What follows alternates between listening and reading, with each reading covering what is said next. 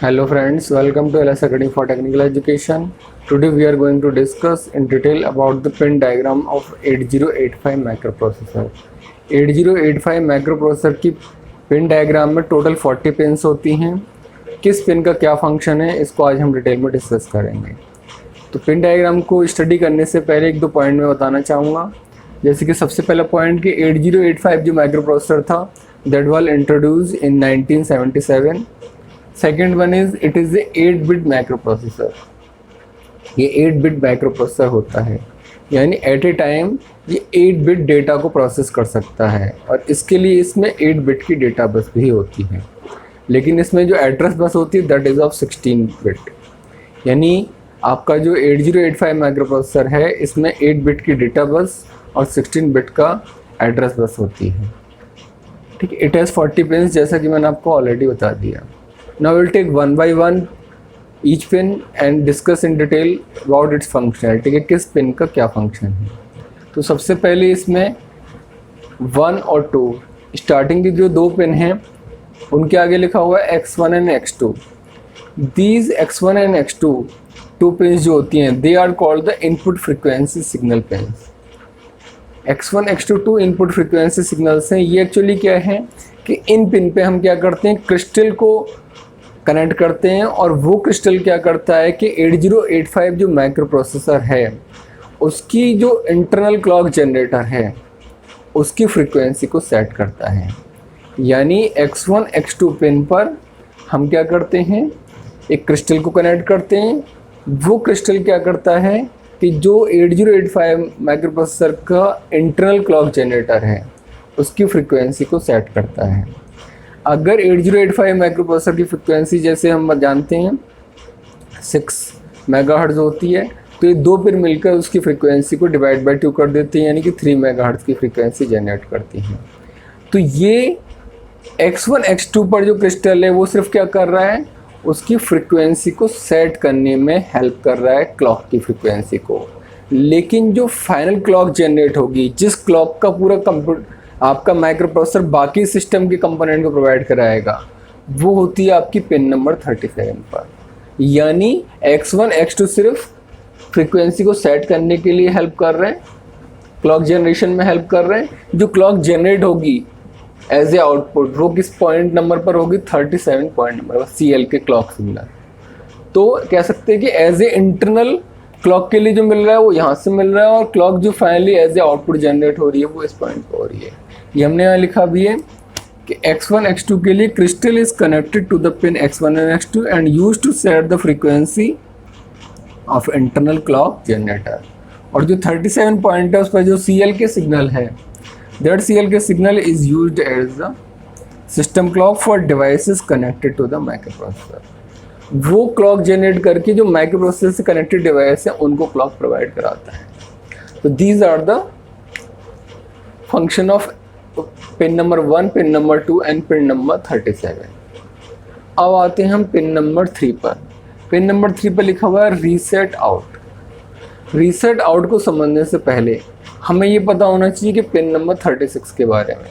देखिए pin number 3 पर लिखा हुआ है रीसेट आउट और पिन नंबर 36 पे लिखा हुआ है रीसेट इन। उसके ऊपर लगा हुआ है बार, सिस्टम रीसेट सिग्नल। जो 36 नंबर पर ये रीसेट इन ले हैं, इसका मतलब है कि जब भी आपको माइक्रो प्रोसेसर को रीसेट करना हो, यानी उसे इनिशियल स्टेट पे पहुंचाना हो, जैसे प्रोग्राम काउंटर यूज़ हो, address bus, data bus, control bus कोई भी काम ना कर रही हो, यानी कि all in the high impedance state और we can say open circuit state. Basic starting point पे अगर आपको माइक्रो प्रोसेसर को पहुंचाना है तो हम क्या करेंगे, माइक्रो प्रोसेसर को रीसेट करेंगे। तो वो जो पिन है जो माइक्रो प्रोसेसर को रीसेट करेगी वो ये वाली पिन होगी, पिन नंबर 36, जिसकी हेल्प से माइक्रो प्रोसेसर अपनी इनिशियल स्टेट में पहुंच जाएगा। ठीक है, और उस पिन की वैल्यू क्या देंगे, हम देंगे 0। इसके ऊपर देखिए बार लगा हुआ है। बार का मतलब होता है कि ये पिन कब एक्टिव होगी, when it's value is 0। It is called active low. Pin number 36 के ऊपर जो बार लगा हुआ है, बार का मतलब होता है कि ये पिन कब एक्टिव होती है, जब इसकी वैल्यू लो होती है, that is called active low. तो जब इसको 0 जैसी वैल्यू मिलेगी तुरंत ये क्या हो जाएगा, माइक्रो प्रोसेसर को रीसेट कर देगा, ठीक है। और उसके बाद माइक्रो प्रोसेसर जब रीसेट हो जाएगा तो उसके बाद जो भी उससे रिलेटेड कंपोनेंट है, चाहे जितने भी रजिस्टर्स हैं, प्रोग्राम काउंटर है, और बाकी जितने भी हमने बताया address data control lines, all are become open circuit और हाई इम्पीडेंस स्टेट में पहुंच जाएंगे। ये तो माइक्रो प्रोसेसर को रीसेट करेगा। रीसेट आउट क्या करेगा? रीसेट आउट क्या करेगा कि जो भी माइक्रो प्रोसेसर से कनेक्टेड डिवाइस है, जब माइक्रो प्रोसेसर रीसेट हो जाएगा तो जो भी उससे कनेक्टेड डिवाइसेस हैं माइक्रो प्रोसेसर से, उनको रीसेट करने के लिए हम किसका यूज़ करेंगे? रीसेट आउट का यूज़ करेंगे। यानी खुद माइक्रो प्रोसेसर को रीसेट होना है तो इसका यूज़ करेंगे, माइक्रो प्रोसेसर के थ्रू बाकी चीज़ों को रीसेट कराना है तो पिन नंबर 3 का यूज़ करेंगे। और ये एक्टिव हाई होता है, यानी कि इसके ऊपर कोई बार नहीं है। तो रीसेट इन किस लिए यूज़ किया गया? To reset the micro processor. और रीसेट आउट किस लिए यूज़ किया गया? Is use to reset the devices connected to the micro processor. Micro processor से जो कनेक्टेड डिवाइस है उनको रीसेट करना हो तो रीसेट आउट का यूज़ करेंगे। अब आते हैं हम पिन नंबर 4 और पिन नंबर 5 पर। पिन नंबर 4 और 5 के लिए लिखा हुआ है सीरियल इनपुट आउटपुट पोर्ट्स। यहाँ पर ये जो है ये है SID का मतलब है सीरियल इनपुट डेटा, और SOD का मतलब है सीरियल आउटपुट डेटा। जब आपको माइक्रो प्रोसेसर में सीरियल डेटा इन करना है, यानी बाहर से कोई डिवाइस जब सीरियल डेटा इन करना चाहेगी, सीरियल इनपुट डेटा जब इनपुट करना होगा डेटा को माइक्रो प्रोसेसर में, इस पिन के थ्रू किया जाएगा, ठीक है। और जब सीरियली डेटा को माइक्रो प्रोसेसर से बाहर किसी दूसरी जगह ले जाना होगा किसी आउटपुट डिवाइस पर, तो इसके थ्रू लिया जाएगा। यानी इनको आपको एक्टिव करना पड़ेगा। अगर सीरियल इनपुट डेटा वाली लाइन एक्टिव है तो डेटा आपका इन होगा सीरियली किसके अंदर? माइक्रो प्रोसेसर के अंदर। और अगर आपका सीरियल आउटपुट डेटा वाली लाइन एक्टिव होगी, यानी इसकी वैल्यू 1 होगी, तो क्या होगा? डेटा माइक्रो प्रोसेसर से बाहर जाएगा। तो SID डेटा को इन करने के लिए एक्टिव की जाती है, SOD डेटा को आउट करने के लिए एक्टिव की जाती है सीरियल फॉर्म में, ठीक है। इसके बाद आते हैं पिन नंबर 6, 7, 8, 9 और 10 पर। All are the interrupts, trap, RST 7.5, RST 6.5, RST 5.5 and INTR मतलब नॉर्मल इंटरप्ट। ये 5 इंटरप्ट्स हैं। इनमें सबसे हाई प्रायोरिटी आपकी ट्रैप की होती है। ट्रैप आपका नॉन मास्केबल इंटरप्ट कहलाता है, यानी कि एक बार ट्रैप अगर इनिशिएट हो गया उसको फिर कोई भी रोक नहीं सकता, यानी कि वो अपना काम पूरा करेगा। जबकि बाकी जितने भी ये इंटरप्ट हैं RST 7.5 से INTR तक, all are the maskable interrupt, यानी अगर आप चाहो तो इनको बीच में अवॉइड भी कर सकते हो। बट पहला वाला जो ट्रैप है उसको अवॉइड नहीं किया जा सकता है बीच में। इनके बारे में हम डिटेल में लेटर ऑन डिस्कस करेंगे। यहाँ पर हमें ये सिर्फ बताने का पर्पज़ है कि ये आपके इंटरप्ट यूज़ किए जाते हैं 5 इंटरप्ट, जिसमें से नॉन मास्केबल है, ये सारे के सारे मास्केबल हैं, ठीक है। इनमें से जो भी पिन एक्टिव होगी वही आपका इंटरप्ट वर्क करेगा। जब भी इंटरप्ट आएगा अब सिस्टम क्या करेगा? उसके लिए एक्नॉलेजमेंट जनरेट करेगा, INTA, interrupt acknowledgement signal, interrupt acknowledgement signal. और देखिए इसके ऊपर क्या लगा हुआ है? बार लगा हुआ है। बार लगा हुआ का मतलब ये कब एक्टिव होगा? जब इसकी वैल्यू 0 होगी। तो जैसे ही इंटरप्ट आएगा, उस डिवाइस को जिसने इंटरप्ट भेजा है उसको माइक्रो प्रोसेसर क्या करेगा? एक सिग्नल भेजेगा, किसके थ्रू? इसके थ्रू, कि हाँ मुझे आपका इंटरप्ट मिल गया है। तो वो क्या करेगा? इसकी वैल्यू को 0 कर देगा। INTA की वैल्यू को 0 करने का मतलब है कि yes I have received your interrupt. तो INTA मतलब इंटरप्ट एक्नॉलेजमेंट। इसकी वैल्यू 0 होने का मतलब है कि हाँ मुझे इंटरप्ट रिसीव हो गया है, ठीक है। बाय डिफ़ॉल्ट ये 1 रहेगा। जब कोई इंटरप्ट को एक्नॉलेजमेंट भेजना होगा तब ये 0 करेगा उसको।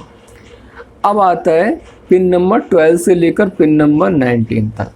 पिन नंबर 12 से लेकर पिन नंबर 19 तक हम देखेंगे AD0, AD1, AD2 से लेकर AD7 तक लिखा हुआ है।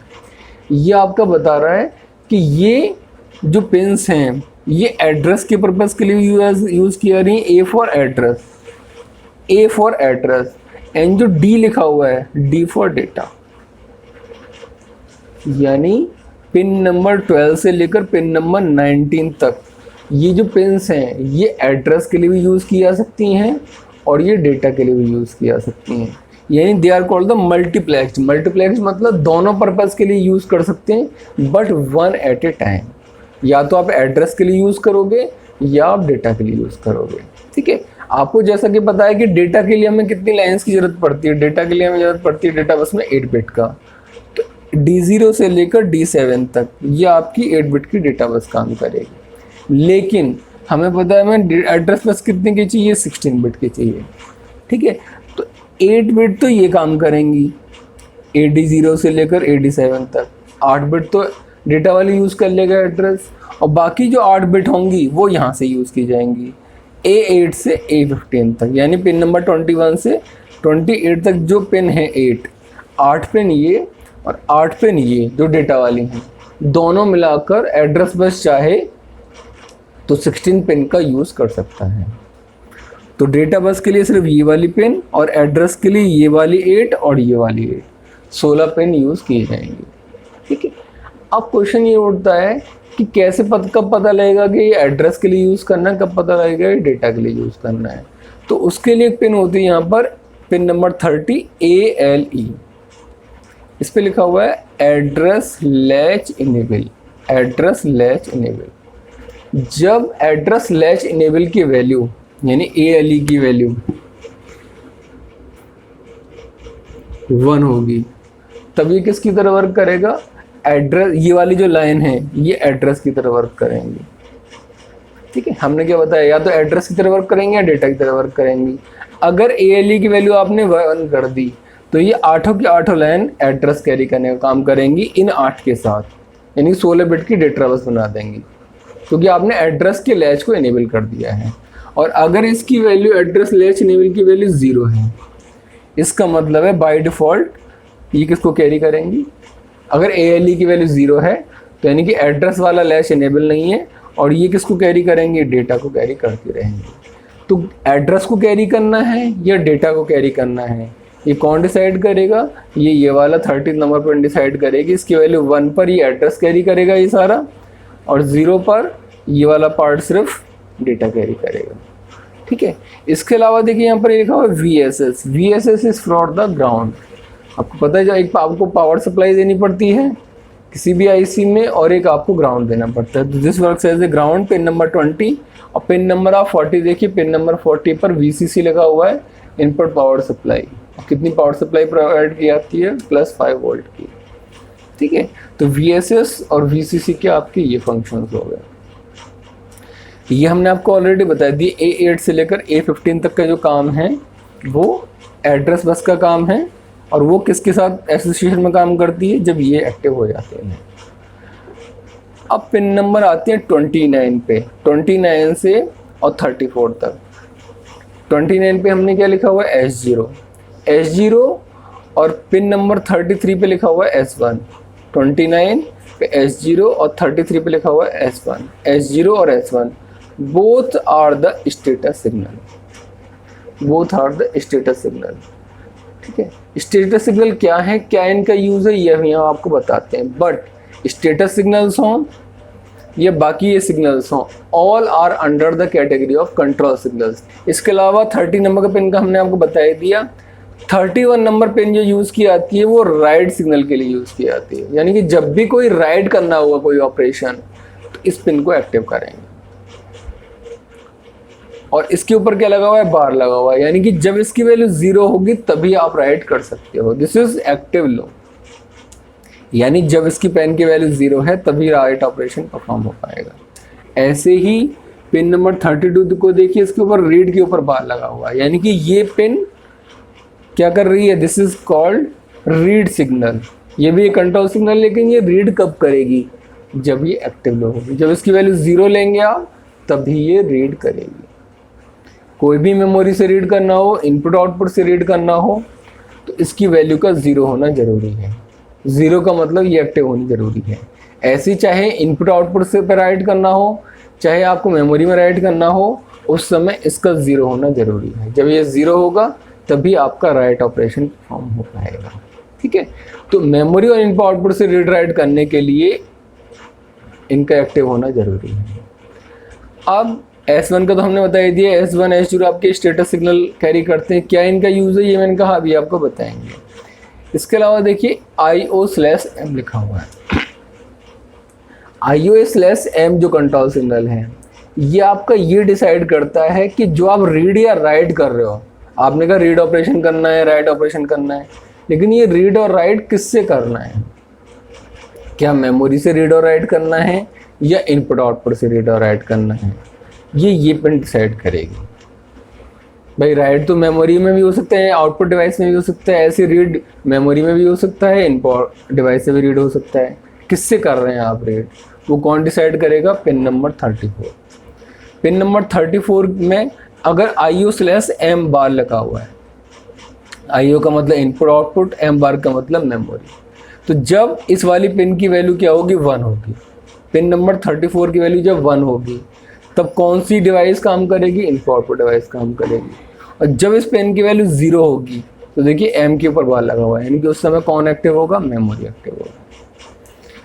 तो इनपुट आउटपुट वाली जो पिन है यानी कि 34 नंबर जो पिन है, अगर ये 1 है तो इनपुट आउटपुट के साथ मेमोरी रीड या राइट ऑपरेशन होगा।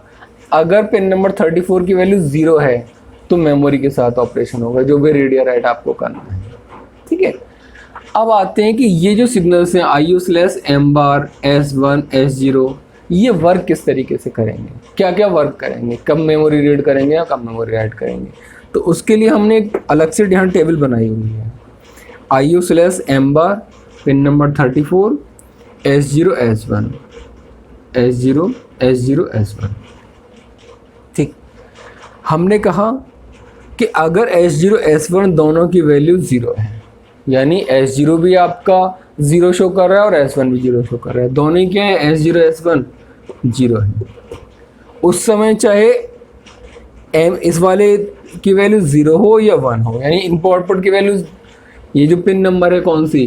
34, इसकी वैल्यू 0 हो या 1 हो, यानी इनपुट आउटपुट एक्टिव हो या मेमोरी एक्टिव हो, कोई भी काम नहीं होगा। सिर्फ काम क्या होगा? हॉल्ट ऑपरेशन, यानी माइक्रो प्रोसेसर जो भी ऑपरेशन कर रहा होगा उसको हॉल्ट कर देगा।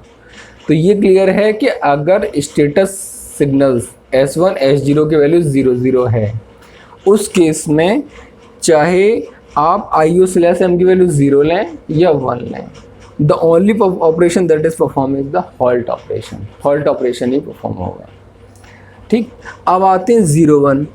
0, 1 जो स्टेटस सिग्नल यूज़ किया जाता है, यानी कि S0 की वैल्यू 0, S1 की वैल्यू 1, 0, 1।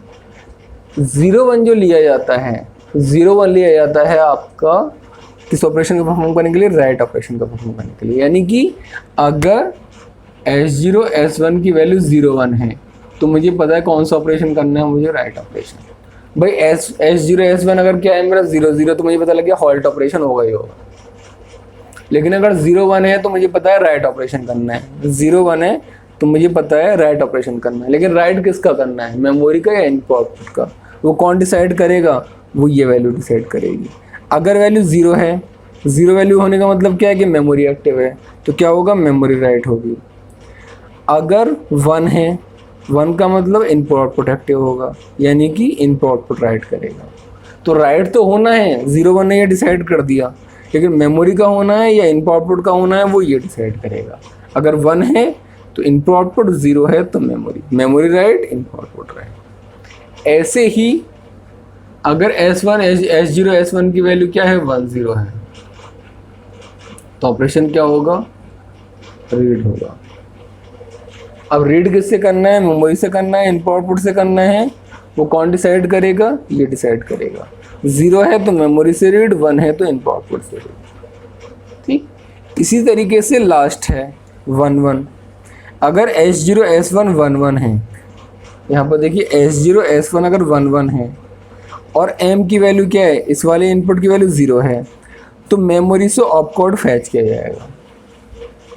अगर S0, S1 स्टेटस लाइन दोनों की वैल्यू 1, 1 है और मेमोरी वाला पार्ट एक्टिव है, यानी M की वैल्यू 0 है, तो क्या करेगा? ये ऑपरेशन कोड को फैच करेगा मेमोरी से। मेमोरी में जो इंस्ट्रक्शन होता है उससे ऑप कोड को फैच करेगा। और अगर S0, S1 की वैल्यू 1, 1 के साथ यहाँ पर क्या वैल्यू एक्टिव है? IO वाली एक्टिव है, यानी 1 वैल्यू एक्टिव है, ठीक है। तो क्या करेगा, ये इंटरप्ट को एक्नॉलेज करेगा, यानी कि इसको एक्टिवेट कर देगा। ये पिन कब एक्टिवेट होगी, जब ये वाली कंडीशन आएगी। तो इंटरप्ट को एक्नॉलेजमेंट कब मिलेगा, जब S1 S0 दोनों की वैल्यू 1 1 हो और यहाँ पर ये 1, ठीक है। अदरवाइज ये ऑपकोड फैच करने में काम करेगा 0 के केस में, ठीक है। तो ये हमने इन सब के ऑपरेशंस डिस्कस कर लिए। इसके अलावा रेडी कंट्रोल लाइन और आती है, pin number 35 is ready control line. Ready control line जो यूज़ की जाती है, ready control line is use की जाती है पेरिफेरल इज रेडी। ये क्या इंडिकेट करती है कि कोई भी पेरिफेरल डिवाइस यानी कि कोई भी इनपुट डिवाइस आपकी रेडी है ऑपरेशन के लिए, उसको इंडिकेट करने के लिए सीपीयू को कि हाँ अब वो डिवाइस रेडी है। क्योंकि होता क्या है कि सीपीयू तो बहुत तेज़ी से ऑपरेशन करता है और जो पेरिफेरल डिवाइसेस हैं वो सीपीयू के कंपैरेटिवली स्लो होते हैं। तो ऐसा ना हो कि सीपीयू अपना ऑपरेशन स्टार्ट कर दे, सीपीयू डिवाइस से रीड करना स्टार्ट कर दे या सीपीयू डिवाइस पर राइट करना स्टार्ट कर दे। उससे पहले क्या करेगी, सीपीयू वेट करता है किसका, डिवाइस का, कि ये रेडी वाली लाइन एक्टिव है या नहीं है। अगर रेडी कंट्रोल लाइन एक्टिव है इसका मतलब इनपुट आउटपुट डिवाइस रेडी है। अगर ये रेडी कंट्रोल लाइन की वैल्यू 0 है यानी डिवाइस रेडी नहीं है और माइक्रो प्रोसेसर वेट करेगा। तो रेडी कंट्रोल लाइन क्या इंडिकेट कर रहा है कि कोई भी पेरिफेरल डिवाइस ऑपरेशन के लिए रेडी है या नहीं है। अगर रेडी है तो micro processor data transfer start कर देगा, अगर रेडी नहीं है तो माइक्रो प्रोसेसर वेट करेगा, ठीक। ये हमने ऑलरेडी डिस्कस कर लिया पॉइंट नंबर 36, 37 भी ऑलरेडी हम डिस्कस कर चुके हैं। नाउ 38 एंड 39, 38 एंड 39 पर आप देखिए, एक तो लिखा हुआ है होल्ड 39 पे और यहाँ पर लिखा हुआ है HLDA और आगे लिखा हुआ है DMA सिग्नल। ये दोनों सिग्नल्स क्या हैं, both are the DMA signals. DMA मतलब डायरेक्ट मेमोरी एक्सेस। अगर आप बिना CPU का इन्वॉल्वमेंट किए, DMA में क्या करते हैं, बिना CPU का इन्वॉल्वमेंट किए हमें अगर मेमोरी और इनपुट डिवाइस के बीच में ऑपरेशन कराना है तो हमें ये DMA सिग्नल्स का यूज़ करना पड़ेगा। हम चाह रहे हैं माइक्रो प्रोसेसर का इन्वॉल्वमेंट ना हो, उस पर्पज़ के लिए हम DMA कंट्रोलर यूज़ करते हैं, डिवाइस अलग से हट। वो डिवाइस क्या करेगी कि जो भी इनपुट आउटपुट से डेटा होगा डायरेक्टली मेमोरी में ट्रांसफ़र कर देगी या मेमोरी से डेटा उठाएगी इनपुट आउटपुट को दे देगी। लेकिन DMA को भी किस चीज़ की ज़रूरत पड़ेगी, भाई DMA ट्रांसफ़र तो कर देगा मेमोरी से इनपुट आउटपुट से मेमोरी में, लेकिन उसे किसकी ज़रूरत पड़ेगी, उसे ज़रूरत पड़ेगी सिस्टम बसेस की। सिस्टम बस मतलब address bus, data bus, control bus. और बसेस की अथॉरिटी हमेशा किसके पास रहती है, माइक्रो प्रोसेसर के पास। तो माइक्रो प्रोसेसर से उन बस की अथॉरिटी लेने के लिए कि हमें कुछ साइकिल्स के लिए, कुछ पर्टिकुलर इंटरवल ऑफ टाइम के लिए हमें अपनी बसेस को दे दीजिए, वो जो रिक्वेस्ट आएगी DMA से वो किसके थ्रू आएगी, 39 नंबर के थ्रू। अगर होल्ड सिग्नल एक्टिव है इसका मतलब है कि किसी DMA डिवाइस ने रिक्वेस्ट किया है कि मुझे बसेस की परमिशन दे दी जाए।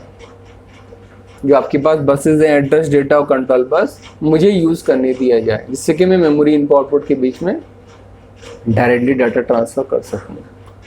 और जो दूसरा सिग्नल है HLDA, ये यूज़ किया जाता है माइक्रो प्रोसेसर के द्वारा। इसका मतलब है होल्ड का एक्नॉलेजमेंट। HLDA मतलब होल्ड का एक्नॉलेजमेंट। ये सिग्नल आपका माइक्रो प्रोसेसर यूज़ करता है एक्नॉलेजमेंट करने के लिए DMA कंट्रोलर को कि हाँ we are providing permission to you for using the address, data and control bus. तो होल्ड के थ्रू DMA डिवाइस CPU से रिक्वेस्ट कर रही है, माइक्रो प्रोसेसर रिक्वेस्ट कर रही है कि मुझे सिस्टम बस चाहिए, और उसका एक्नॉलेजमेंट कि हम आपको एक्नॉलेज कर रहे हैं और आपको बस की परमिशन दे रहे हैं, वो किसके थ्रू करता है, HLDA के थ्रू। अगर HLDA एक्टिव है इसका मतलब बस की अथॉरिटी इस समय DMA कंट्रोलर के पास है, ठीक है। तो इस तरीके से ये पिन नंबर 1 से लेकर, ये हमने ऑलरेडी आपको बता दिया 40 तक, पिन नंबर 1 से लेकर पिन नंबर 40 तक का ये फंक्शन है। यहाँ पर हमने यही लिखा हुआ है कि होल्ड में लिख कर DMA requesting for the system बस, एंड होल्ड एक्नॉलेजमेंट का मतलब है होल्ड एक्नॉलेजमेंट जो एक्नॉलेज करता है कि हाँ माइक्रो प्रोसेसर ने बस की परमिशन किसको दे दी है, DMA कंट्रोलर को दे दी है। So I hope now this pin diagram of 808 microprocessor is clear to you. If you have any doubt, you can ask in the comment section. And if you like this video, kindly share and subscribe and press the bell icon button. Thank you so much.